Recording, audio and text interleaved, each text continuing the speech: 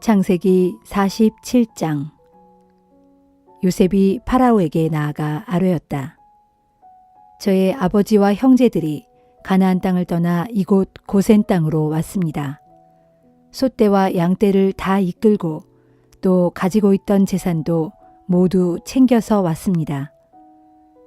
요셉은 형들 가운데서 5사람을 골라 그들을 파라오에게 인사시켰다. 파라오가 그들에게 물었다. 그래, 그대들의 생업은 무엇이오?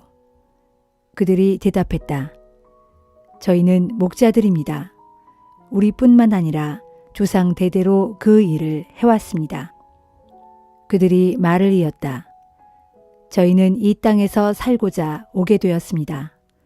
가나안 땅에는 가뭄이 심하여 가축을 먹일 만한 곳이 없습니다.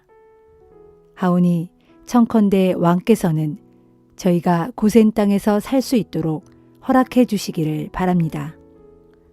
파라오가 요셉에게 말했다.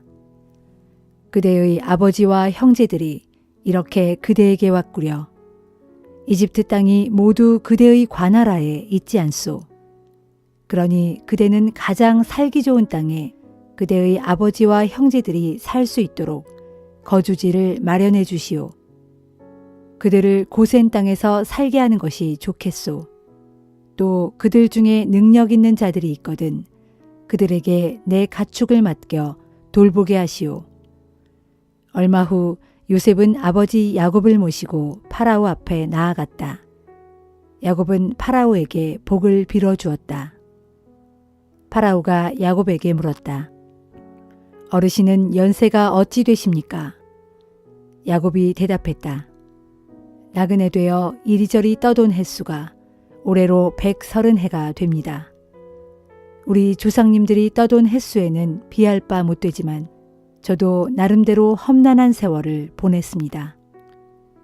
야곱은 파라오에게 복을 빌어주고 그 앞에서 물러나왔다. 요셉은 파라오가 명한 대로 자기 아버지와 형제들을 이집트 땅에 정착시킨 후에 고센 땅에서도 가장 좋은 라암세스 지역을 그들의 소유지로 주었다. 또 요셉은 아버지와 형제들 그리고 아버지의 모든 식솔들에게 그들의 식구수대로 식량을 공급해 주었다. 기근이 매우 심해졌다. 어디를 가나 먹을 것이 없어 난리였다. 이집트 사람도 가나안 사람도 먹을 거리가 없어 굶주리기는 마찬가지였다. 이집트 사람들은 물론 가나안 사람들도 있는 돈을 모두 털어 요셉에게 곡식을 샀기 때문에 모든 돈이 요셉에게로 몰렸다. 요셉은 그 돈을 파라오의 궁전으로 가지고 갔다. 이집트 땅과 가나안 땅에서 돈마저 모두 떨어졌다. 그러자 이집트 사람들이 모두 요셉에게 와서 하소연했다. 우리에게 먹을 것을 좀 주십시오. 돈이 떨어졌다고 해서 우리가 총리님 앞에서 이대로 죽을 수야 없지 않습니까? 요셉이 말했다. 돈이 다 떨어졌다면 당신들의 가축을 내게 넘기시오. 그러면 양식과 바꾸어 주겠소. 그러자 사람들이 가축대를 끌고 왔다. 요셉은 그들에게서 말과 양과 소와 나귀를 받고 양식을 내주었다. 그 한 해 동안 요셉은 그들의 가축을 받고 그들에게 양식을 대주었다. 그 해가 다 지나가고 다음 해가 되었다. 사람들이 요셉을 찾아와서 말했다. 우리가 총리각하께 무엇을 숨기겠습니까? 돈도 떨어지고 우리의 가축도 모두 어르신의 소유가 되었습니다. 이제 우리한테 남은 것이라고는 이 몸뚱이와 땅떼기 뿐입니다. 총리님의 눈앞에서 이대로 굶어 죽을 수야 없지 않습니까? 우리와 우리의 땅떼기를 받으시고 우리에게 양식을 나누어 주십시오. 우리 몸뚱이도 우리가 가진 땅떼기도 모두 파라오께 바쳐서 파라오의 종이 되겠습니다. 제발 우리가 목숨을 부지할 수 있도록 우리에게 씨앗을 좀 주십시오. 그래야 땅이 황폐해지지 않을 것입니다. 요셉은 이집트에 있는 땅을 모두 사서 파라오에게 바쳤다. 이집트 사람들은 기근을 견디지 못하여 자기들이 갖고 있는 땅을 모두 팔았다. 그래서 땅이란 땅은 모두 파라오의 소유가 되었다. 요셉은 또 이집트의 이쪽 끝에서 저쪽 끝까지 이집트 전역에 살고 있는 백성들을 모두 파라오의 종으로 만들었다. 요셉이 사들이지 않은 땅이라고는 오직 제사장들의 땅뿐이었다. 제사장들에게는 파라오가 할당해 준 몫이 있어서 그들은 그것으로 먹고 살았기 때문에 땅을 팔지 않아도 되었다. 요셉이 백성들에게 말했다. 그동안 나는 그대들의 몸뿐만 아니라 그대들의 땅떼기까지 모두 사서 파라오께 바쳤소. 여기 씨앗이 있소. 그대들은 그걸 가져다가 밭에다 뿌리도록 하시오. 그대들이 곡식을 거두어 드릴 때 소출 가운데서 5분의 1을 파라오께 바쳐야 합니다. 나머지 5분의 4는 그대들의 몫이요. 그대들은 그대들의 몫에서 나중에 쓸 씨앗을 떼어놓고 남은 것들로 그대와 그대들의 식솔들과 어린 자식들을 위해 식량으로 쓰도록 하시오. 백성들이 말했다. 총리님께서 저희의 목숨을 살려주었습니다. 총리님께서 저희를 어여삐 보아주신다면 저희 모두는 기꺼이 파라오의 종이 되겠습니다. 이렇게 해서 요셉은 소출의 5분의 1을 파라오에게 바치는 법을 제정했는데 그 법은 오늘날까지도 시행되고 있다. 오직 제사장들의 땅만은 파라오의 소유가 아니었기 때문에 이 법에서 예외가 되었다. 이스라엘의 가족들은 이집트 땅 고센에 자리를 잡고 살았다. 거기에서 그들은 재산도 얻고 후손들도 많아져서 날이 갈수록 번성했다. 야곱은 이집트에서 17년을 살았다. 이제 그의 나이 147세였다. 이스라엘이 죽을 때가 가까워지자 아들 요셉을 불러 말했다. 네가 나를 사랑한다면 이제 이 아비를 기쁘게 해다오.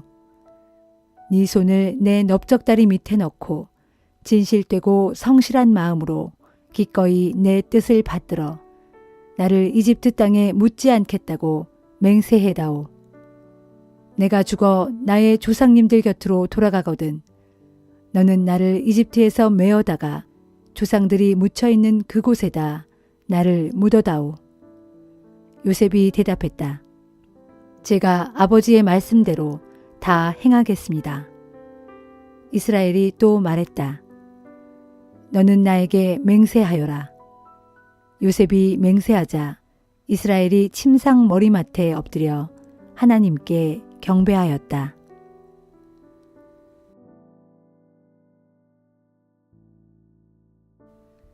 누가복음 1장. 존경하는 데오빌로 각하, 우리들 가운데서 일어난 일들에 관해 기록하고자 손을 댄 사람은 이미 여럿 있었습니다. 이런 모든 글들은 일어난 일들을 직접 목격하고 말씀을 믿고 따르고 전파하게 된 사람들이 우리에게 전해준 바를 그대로 기록한 것들입니다.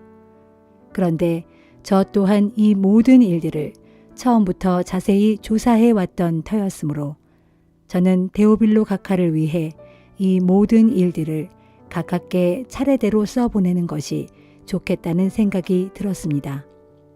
그래서 각하께서 이미 듣고 배우신 것들이 틀림없는 분명한 사실임을 확신시켜 드리고 싶기 때문입니다. 헤롯이 유대의 왕으로 있던 시절 사가랴라는 제사장이 있었는데 그는 제사장 가운데 아비야 분단에 속했다. 그의 아내 역시 아론의 후손이었는데 이름은 엘리사벳이었다. 부부는 둘 다 신앙심이 무척 깊어서 하나님의 계명과 교율을 성실하게 지켰다. 그러나 그들 부부에게는 아이가 없었다. 엘리사벳이 아기를 가질 수 없는 몸이었고 더욱이 이제 그들 부부는 나이가 많아 늙었기 때문이었다. 때에 사가랴는 자기 분단의 차례가 되어 성전에 올라가 하나님 앞에서 제사장의 일을 하게 되었다. 제사장들의 관례에 따라 제비를 뽑았는데 성소에 들어가 분향하는 임무가 사가랴에게 돌아왔다. 사가랴가 성소에 들어가 분향하는 동안 예배자들은 모두 밖에서 기도를 드리고 있었다. 그때에 주님의 천사가 사가랴 앞에 나타났다. 천사는 분향제단의 오른편에 서 있었다. 사가랴는 천사를 보고 너무나 놀라 큰 두려움에 사로잡혔다. 그때 천사가 말했다. 사가랴야, 두려워하지 말아라. 네 기도를 하나님께서 들어주셨다. 네 아내 엘리사벳이 아들을 낳을 테니 그 아이의 이름을 요한이라고 지어라. 그 아들은 너에게 큰 기쁨과 즐거움이 될 것이고 또한 많은 사람들이 그 아이가 태어난 것을 함께 기뻐할 것이다. 그것은 그 아들이 주님 보시기에 큰 인물이 될 것이기 때문이다. 그 아이는 포도주나 다른 술을 일체 입에 대지 않을 것이며 어머니 뱃속에서부터 성령으로 충만할 것이다. 그 아이는 많은 유대인들을 그들의 주 하나님께로 돌아오게 할 것이다. 또한 그 아이는 엘리야의 심령과 능력을 가지고서 주보다 앞서 올 것이다. 그래서 아버지들의 마음을 자녀들에게로 향하게 하고 또 순종하지 않는 사람들의 마음을 의로운 사람의 지혜로 돌아서게 하여 이 백성들로 하여금 주님을 맞아들일 준비를 하게 할 것이다. 그러자 사가랴가 천사에게 말하였다. 어떻게 그런 일이 있을 수 있겠습니까? 믿기가 힘듭니다. 저는 늙었고 제 아내 또한 나이가 많으니 말입니다. 천사가 대답했다. 나는 하나님을 모시는 가브리엘이다. 바로 그분 하나님께서 이 기쁜 소식을 네게 전하라고 나를 보내셨다. 내가 내 말을 믿지 않았으니 내 말이 실제로 이루어질 때까지 너는 입이 열리지 않아 당분간 벙어리가 되어 말을 하지 못하게 될 것이다. 한편 성소 밖에서 사가랴가 나오기를 기다리던 사람들은 그가 너무 오랫동안 나오지 않자 이를 이상하게 여겼다. 마침내 사가랴가 성소 밖으로 나왔지만 그는 말을 하지 못했다. 사가랴가 말은 하지 못했지만 사람들은 그가 열심히 손짓을 하는 것을 보고는 그가 환상을 보았다고 생각했다. 제사장 직무 기간이 끝나자 사가랴는 자기 집으로 돌아갔다. 그 후 사가랴의 아내 엘리사벳은 아기를 임신하여 5달 동안 집 안에만 있었다. 그때 엘리사벳은 이렇게 말했다. 주께서 나를 보살펴 주셔서 아기 낳지 못하는 여자라는 큰 수치를 벗겨주셨으니 참으로 주님은 얼마나 은혜로운 분이신가. 사가랴의 아내 엘리사벳이 아기를 가진 지 6달 되었을 때 어느 날 하나님께서는 천사 가브리엘을 갈릴리의 나사렛이라는 동네로 보내셔서 다윗의 후손인 요셉이라는 사람과 약혼한 처녀를 찾아가게 하셨다. 그 처녀의 이름은 마리아였다. 가브리엘 천사가 마리아에게 나타나 말했다. 기뻐하라. 큰 은혜를 입은 자여. 주께서 너와 함께 하신다. 천사의 말을 듣고 마리아는 놀라 몸을 떨면서도 그 말이 도대체 무슨 뜻인지 궁금해졌다. 천사가 말했다. 마리아여, 두려워하지 말라. 하나님께서 너에게 놀라운 은혜를 내리셨다. 너는 이제 곧 임신하여 아들을 낳게 될 것인데 그 아기의 이름을 예수라고 하여라. 그는 위대한 분이 될 것이며 지극히 높으신 분의 아들이라 불릴 것이다. 주 하나님께서는 그에게 그의 조상 다윗의 왕위를 잇게 하실 것이다. 그는 야곱의 집을 영원히 다스릴 것이며 그의 나라 역시 영원 무궁토록 이어질 것이다. 마리아가 천사에게 물었다. 하지만 처녀인 제가 어떻게 아기를 가진단 말입니까? 천사가 대답했다. 성령께서 내게 임하시고 지극히 높으신 분의 권능이 너를 감싸주실 것이다. 그러므로 내게서 태어날 아기는 거룩한 분이요 하나님의 아들이라 불릴 것이다. 보라, 내 친척 엘리사벳도 그렇게 늙은 나이에 아기를 가졌다. 사람들은 그녀를 아기를 낳지 못하는 여자라고 수군댔으나 그녀가 임신한 지 이미 6달이나 되었다. 하나님께는 불가능이 없으므로 그분께서 약속하신 것은 무엇이나 그대로 다 이루어진다. 마리아가 말했다. 저는 주의 여종입니다. 당신이 말씀하신 대로 모든 일이 제게 다 이루어지기를 바랍니다. 그러자 천사가 마리아에게서 떠나갔다.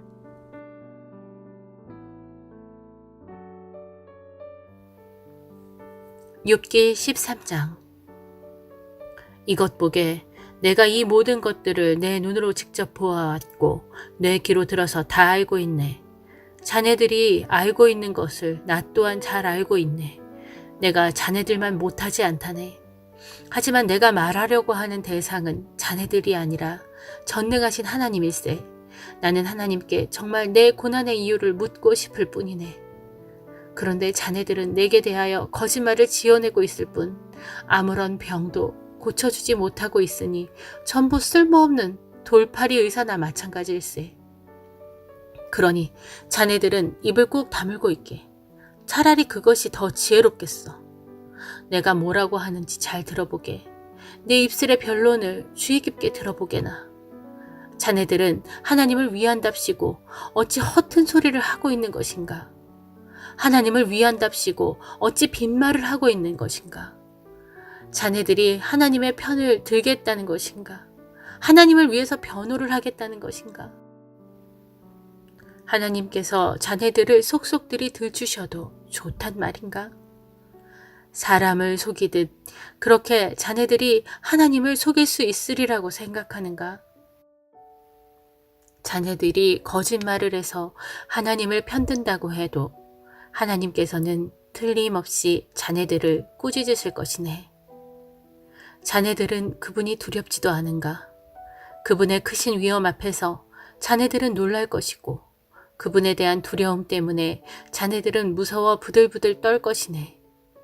자네들은 나를 향해 언제나 쓸모없는 상투적인 격언만을 들먹거리는군. 그러니 자네들의 변론은 무너지기 쉬운 흙덩이처럼 아무런 힘도 쓰지 못할 걸세. 그러니 이제는 입을 좀 다물고 내가 말하는 대로 좀 내버려 두게나. 일이 어떻게 되든지 내가 당하면 될 것 아닌가. 내가 어찌 내 이빨로 내 살을 물어뜯겠으며 어찌 내 생명을 내 손으로 해치겠는가. 설령 그분께서 나를 죽이신다고 해도 나는 그분을 믿을 것이네. 하지만 그렇다고 할지라도 그분 앞에서 나는 내 방식대로 내 사정을 밝혀 나 자신을 변호해야겠네.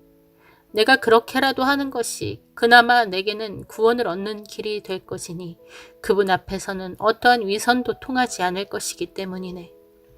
이제 내 말을 잘 들어보고 내가 하는 진술에 귀를 기울여 주게. 여보게들, 나는 내 사정을 아랠 준비가 다 되었네. 아무리 생각해도 내게는 아무런 잘못이 없으므로 무죄로 밝혀질 것이라고 확신하네. 대체 누가 나를 그르다고 주장할 수 있을까? 만약 그런 자가 있다면 나는 차라리 입을 다물고 죽고 말겠네. 주님, 제발 나의 2가지 부탁만 들어주소서. 그러면 내가 주님 앞에서 피하여 숨지 않겠습니다. 이제는 나를 치시는 주님의 그 손을 내게서 멀찌감치 거두소서. 그리하여 나로 하여금 공포에 사로잡혀 떨지 않게 하소서. 그런 다음에 주께서 나를 부르소서. 그러면 내가 대답하겠습니다. 아니면 내가 먼저 주께 말씀드리겠으니 주께서 꼭 대답해 주십시오. 주님, 내가 얼마나 많은 불법과 죄악을 저질렀습니까? 내가 무엇을 잘못했는지 나로 알게 하소서. 주께서는 어찌하여 나를 피하십니까? 어찌하여 나를 원수 대하듯 하십니까? 주께서는 어찌하여 한낮 바람에 날리는 나뭇잎 같은 나를 그토록 위협하시는 것입니까? 한낮 마른 지푸라기 같은 나를 그토록 못살게 구십니까? 주께서는 마음 아픈 나의 쓰라린 과거들을 일일이 기록하시고 내 어린 시절의 잘못들까지도 낱낱이 들추시며 나를 그토록 꾸짖고 계시는 것입니까? 또한 주께서 나의 발을 사슬로 꽁꽁 묶으시고 나의 움직임을 뚫어지게 낱낱이 지켜보시며 내가 내딛는 매 발자국마다 일일이 살피고 계시므로 이 몸이 이렇게 썩어가는 물건처럼 쇠약해지고 좀먹은 옷처럼 못쓰게 되고 말았습니다.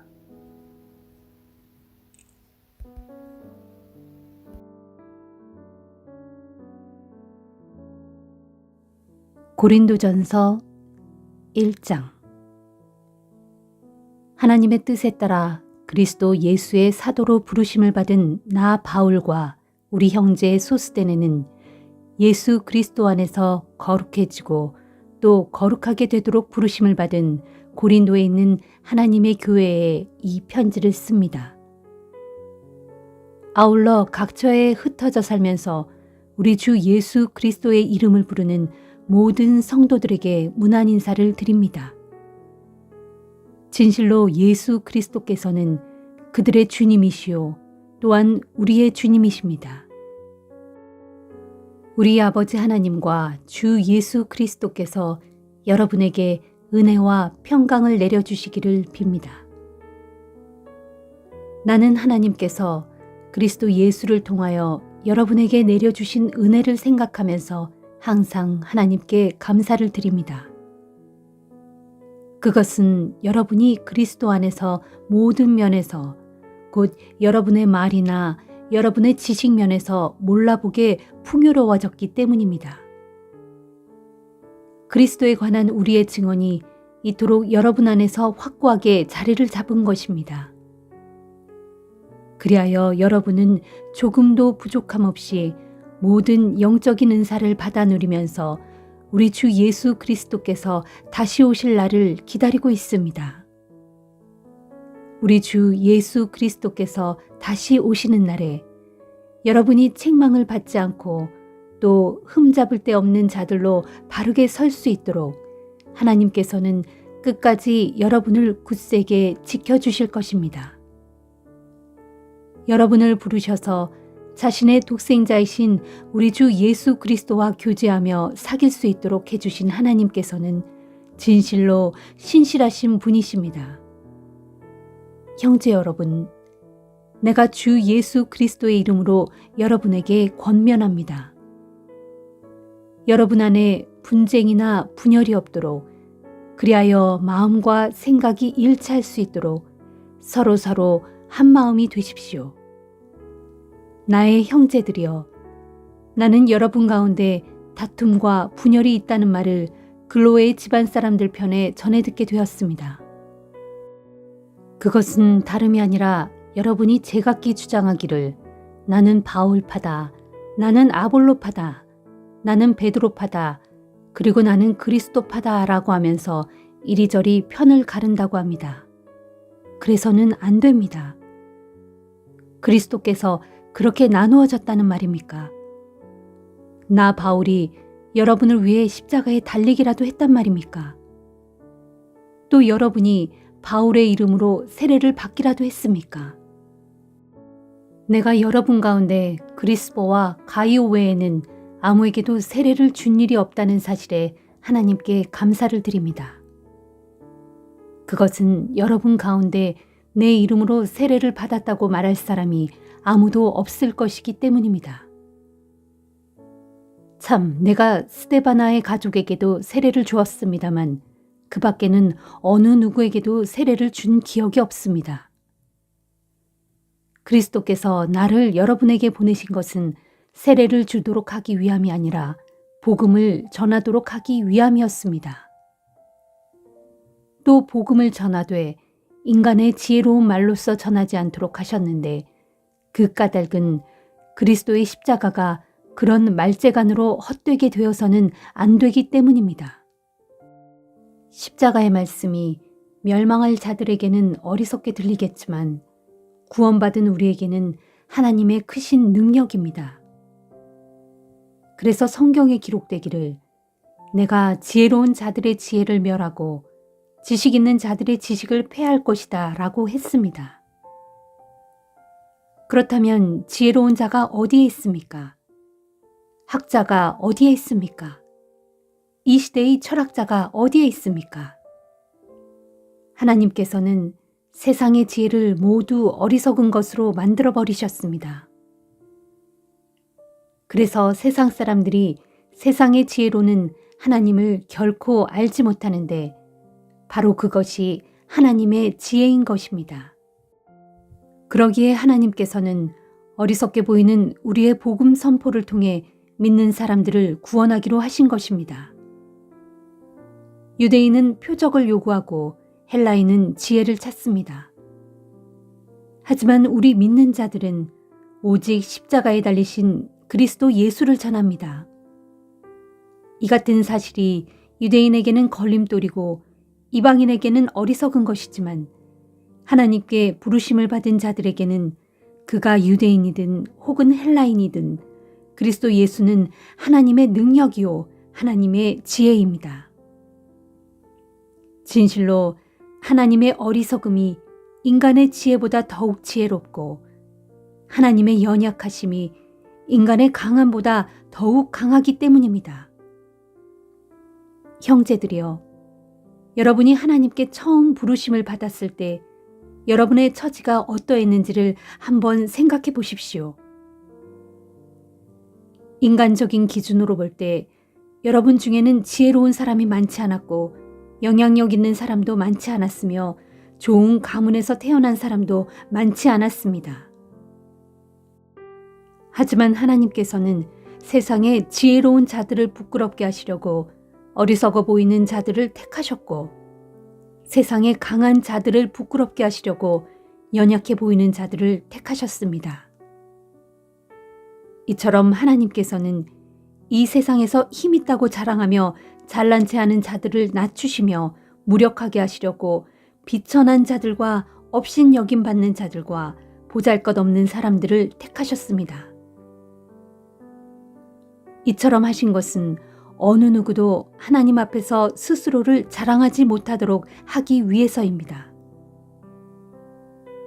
그러나 여러분은 하나님의 부르심을 받고 그리스도 예수 안에 있는 자들입니다. 그리고 그분 예수는 우리에게 하나님께로부터 오는 지혜가 되어 주셨고 또한 우리의 의로움과 거룩함과 구속함이 되어 주셨습니다.